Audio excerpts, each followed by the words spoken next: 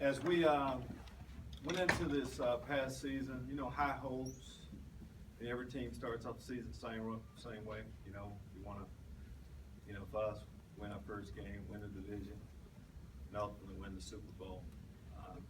Things didn't turn out that way for us this year. As we started the football season, as a 2-14 team, there was a lot of room for improvement. I think that's where we are. You're always judged on your record. Our record isn't good enough right now at 6 and 10. But we have made improvement with our ball club. As I talked to you starting this football season, we had a lot of foundational pieces that we needed to put into play. I feel like we've done that in a lot of areas, but we're still not there. So believe me, we realize where we are. We're not good enough. We had one last chance yesterday, talking about yesterday's game, to match up against the best in the league right now. And what we found out is we're not there yet, but we will get there. So that's how we're finishing the season. We made progress, but we still have ways to go. Offensively, we made progress too. Jameis Winston had an outstanding season for a rookie. He threw over 4,000 yards. I saw him grow in a lot of different areas. Our football team isn't a finished product yet. But I think it's safe to say that we're in pretty good shape going forward with him leading us on and off the field. Our running game, we wanted to have balance. For the most part, we had balance throughout the season with Doug Martin's year, and Charles Sims, I should say. Our offensive line was a big area of concern. Offensive line came together, played well, blocking for the run, of course, and the pass. So there's some good things that we're able, receiving wise. Mike Evans, we missed Vincent for a while, but to get Austin Staffer and Jenkins back in there with the tight ends. Cameron Braid really stepped up. So offensively, you can see the numbers. I think we finished up as a top 5 offense in total yards. That's improved. Defensively, if you just go by yards, I think we're going to finish up 10. That's improved. We realize on the defensive side of the football, we're not there yet. In a lot of areas, third downs weren't good enough. We didn't take the ball away enough time. Scoring defense wasn't there. But we'll continue to build our defense. Gerald McCoy, Levante David. Levante David was outstanding yesterday too, I might add, like he's been all throughout the year. What we saw the last 4 games of the season, we didn't play our best ball the last 4 games of the season. And maybe it was as simple as missing a few players. One like Quan Alexander, it was good to see him back in the building today. We're a different defense when he wasn't out there. But in the end, it ends up being a 6 and 10 record. We realize that. We know where we're in our division, but eventually we will get there. Special team wise, we were okay at best. Talking about the return game and our specialists too. It's always tough this time of year when you say goodbye to your team, because this group will never be together again. We have some players that have played a long time, some that are in the 4th quarter of their career, but that had outstanding seasons for us. Guys like Shirley, Logan Mankin, these are guys you don't retire on the type of years that both of them had. So that's where we are. I'll take your question. Lovie, the impact players that you got out of the draft last year, specifically on offense, you got 3 guys that started, basically the entire year. If you can get that on defense, do you feel that's the leap you can make equally across the board? My glass, of course, has always had full, but I think it's safe to say that, yes. When I talk about foundational pieces, we have a lot of those in place throughout. The young players you mentioned, Donovan Smith, left tackle, started the entire year. Allie Marpet playing most of the year, and of course James. Yes. Then you now go to the defensive side of the football. The one draft pick we did have defensively, Quan being our Mike linebacker. If we can have that type of success coming up, there's no reason to think that we can't make another big jump. On our record as much as anything I'm talking about. So yes, that's the plan. And not just, of course, the draft. We have free agency. We have a lot of different ways to improve our ball club. Coach, twice in the last couple of weeks, Logan Mankins has mentioned that he's not sure if he's going to keep playing, that he might retire. Do you get involved in trying to coax him, or how do you handle that? No doubt. Part of my job is to recruit also players that I think can help us win football games. You normally don't retire on a year the way Logan, the type of year Logan had. You normally retire in football when you can't play football anymore. That's not the case with Logan. I thought he had an outstanding season. Do I get involved with recruiting guys like that? Yes, I do. Lovie, what was your response, or what is your reaction to James's claims yesterday that some of the coaches here seem to care more about losing some of the players, that not enough guys want to play for don't have the right whys, as he said, why are we playing football? It seemed like he was calling out somebody on this team, some players. Well, I haven't seen all of what you said, but I know probably the way James started off was talking about what he can do better next year. And as he came to me, that's how our conversation went. Coach, what can I do better? What do I need to better? How do you see me? Where do you see me? Being part of being a leader is to challenge everybody to raise their standard. Coaches, players, and all, everybody in the organization. So I assume that's what James said. I know that's what comes out of his mouth every time he opens it about the team and what we all need to do to get better, play better ball, coach better ball, and all of that. I assume that's what he was saying. He did. He did mention himself first. He said, "We got to get better." I start. We got to get better. What is he on the right track? And is he saying the right thing? Yes, I don't muzzle James at all, or any of our players. I want them to say what's on their mind and what they see. And as one of the leaders going forward, he needs to be vocal and more vocal in his role as our starting quarterback. And if he said that, there's probably a whole lot of truth to it. When you're 6 and 10, we all need to do things different, do things better.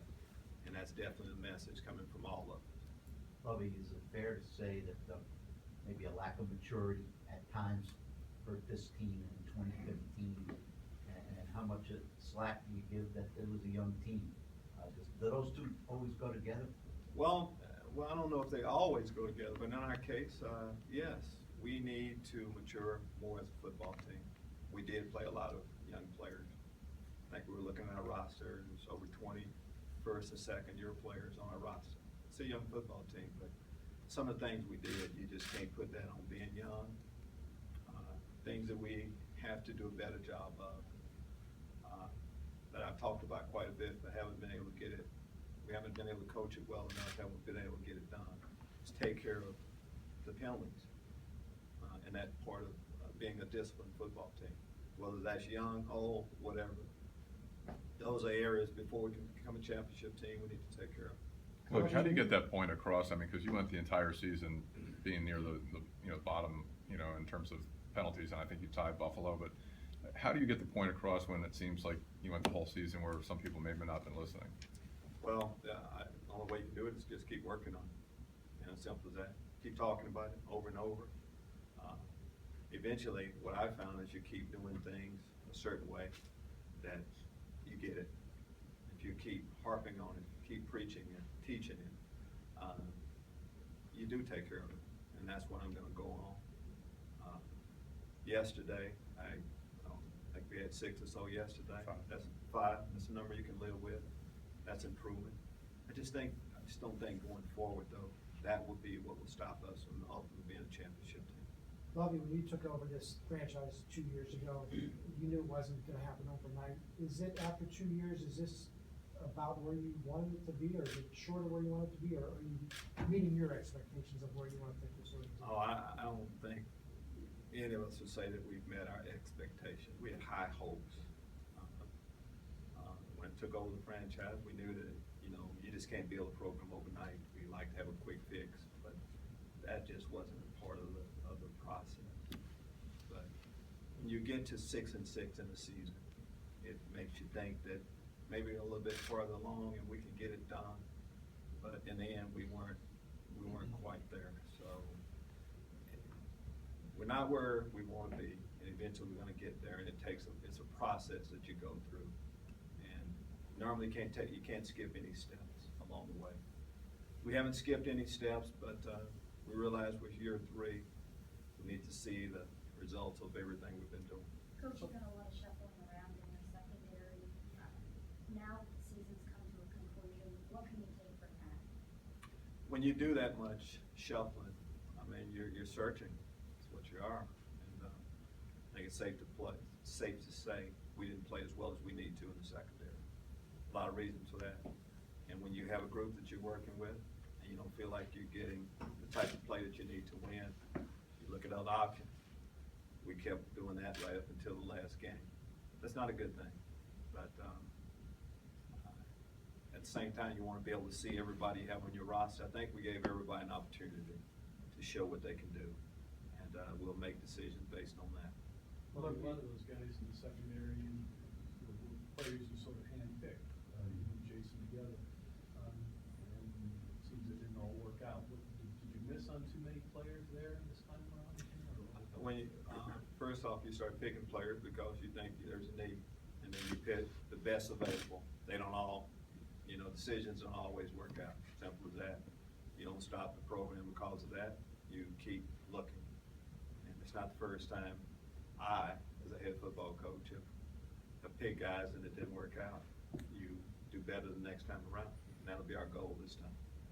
Coach, when you have as many young ascending players as you do, does it almost make you more eager to get back to work? I think that would be, I think you had a chance to talk probably to most of the guys. That is the tone right now. There's disappointment, but there's disappointment and you're headed this direction. Then there's disappointment because you can't wait to really finish the job. That's the tone of our program right now. With the young players, but also as I've talked to some of the veteran players that have seen it happen before, and they know the Logan Mankins that I talk about, guys, Shirley, guys that have seen it happen. Their excitement to want to finish up what they started. So yes, there's a lot to it. Coach, since it's been so long, since it's been a few years since this team's had a winning record, is there still sort of a culture of losing around here that still needs to be eliminated? Until we win, that will be the case. But in order to win, you still have to look at them, you know, and I keep going and keep talking about this trend. We had 2 wins, we had 6. And if you've been around here to look at our ball club right now, I don't think it's going out there by yourself to see us continue this trend. But right now, that's how it has been for a long period of time. Until we do something about that, we have to live with that. Coach, I'm sure obviously you guys sit down as a group and evaluate players and game plan for the future, but as far as your staff goes, is there a point this week where maybe you and Jason take a look at the staff? Maybe there's guys that are contracts are up that you have to take a look at and maybe bringing in other coaches?